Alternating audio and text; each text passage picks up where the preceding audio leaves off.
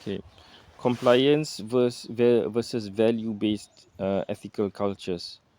Okay, so in when we look at ethical cultures, um, organizations may take a different way of looking at ethics. Okay, in some companies, they have a compliance culture where ethics is about compliance. It's about compliance to regulations, rules, procedures, policies. So it is a more of a legalistic approach to ethics. So usually in these companies, they have codes of conduct with compliance as their focus. So they enforce employees to comply with codes of conducts, and usually it revolves around risk management. However, just a compliance culture will lack um of long-term focus on values and integrity. But the other one is a value-based ethics culture, where it relies on explicit mission statement that defines the core values of the firm and how customers and employees should be treated. Okay, so the values-based ethics culture is more about what are the values, the mission statement that they have, the core values, and they would try um, to inculcate these core values. The top-down integrity approach with shared values norms that provide guides for behavior, and visible artifacts such as codes of ethics that provide a standard of conduct. Differential association. Differential association is the idea that people learn ethical or unethical behavior while interacting with others who are part of their role sets or belong to other intimate personal groups, more likely to result in unethical behavior if the individual associates primarily with persons who behave unethically. Okay, so people learn ethical or unethical behavior while interacting with others who are part of their role sets. Okay, so when a group of employees they work together, then usually whether they are ethical or unethical will very much depend on their interaction with other people within their groups. Okay, so they're close groups. Okay, so the more, if they interact with more ethical people, then they will tend to be more ethical. And if they are interacting with less ethical people, then they will also be influenced towards being less ethical. In particular, superiors have a strong influence on the ethics of their subordinates. uh, Employees, especially young managers, tend to go along with their superiors' moral judgments to demonstrate loyalty. So, usually, employees will try to show to their immediate bosses, to their superior, or to show their loyalty, uh, because of personal rewards and so on. So, if their superior exhibits unethical behavior, then the employees will have a tendency to follow suit, to follow the unethical behavior of their superiors. Whereas if their superiors are ethical people, then the juniors, the employees themselves, will also follow the ethical behaviors of their superiors in order to express their loyalty to the superiors. Under the role of corporate culture, there is the whistleblowing concept. Okay, so whistleblowing is about exposing an employer's wrongdoing to outsiders such as the media or government regulatory agencies. Okay, so when there We've mentioned some time ago that sometimes employees' own moral values come in clashes. It clashes with the what is going on with the company. Okay, so a company may have poor ethical practices, but the employees themselves have high moral standing.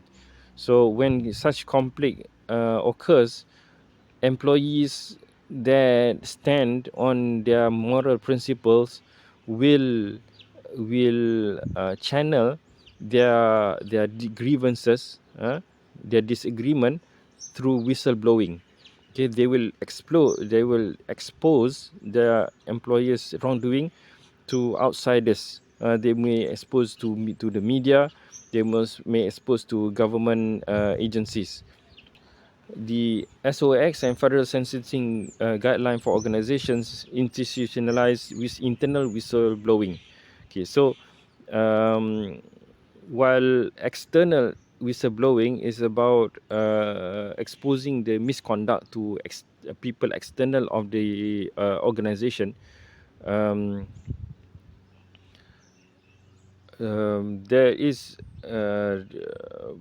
guidelines or rules um, that institutionalize internal whistleblowing.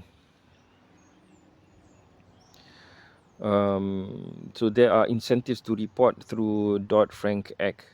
There was an incentive that if the amount when employees whistleblow about the wrongdoings of its organization, and that if that organization is brought to court and is required to pay damages of over 1 million uh, $1 million, then the employees that whistleblow did the whistleblowing will be rewarded between 10 to 30% of the proceed. So quitam relator, that's a term used to indicate an employee who provides information to the government about a company's wrongdoing under the Federal False Claims Act. Whistleblowing requires the individual have adequate knowledge of wrongdoing that could damage society. Okay, so this is a checklist of questions to ask before going to external sources.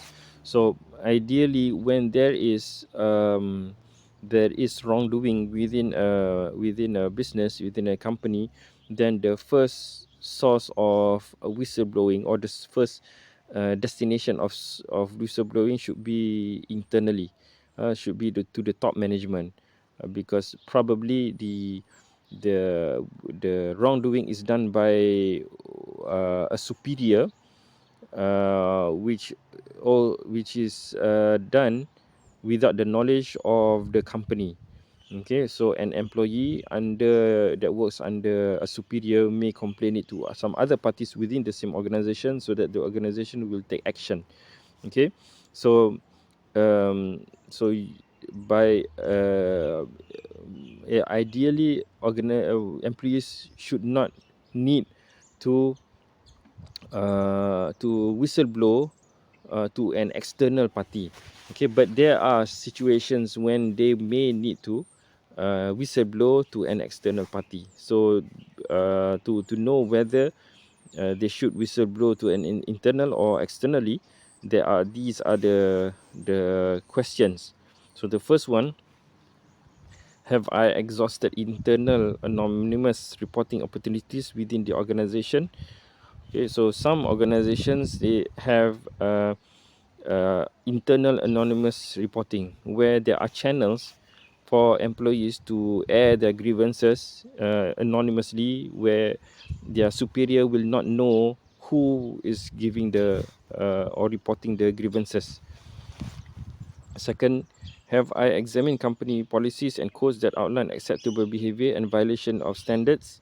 Okay, so maybe the opinion, the employees' perception that a wrongdoing is going on is actually not a wrongdoing according to standards, okay, according to company standards. So they need to compare, is this a personal issue that should be resolved through other means? Okay, is the thing that the unethical behavior something that is personal, or is it something that is related to the company? Can I manage the stress that may result from exposing potential wrongdoing in the organization? Okay, so if the person exposes the wrongdoing externally, then there might be consequences in terms of stress. Can we manage that stress? Can I deal with the consequences of resolving an ethical or legal conflict within the organization?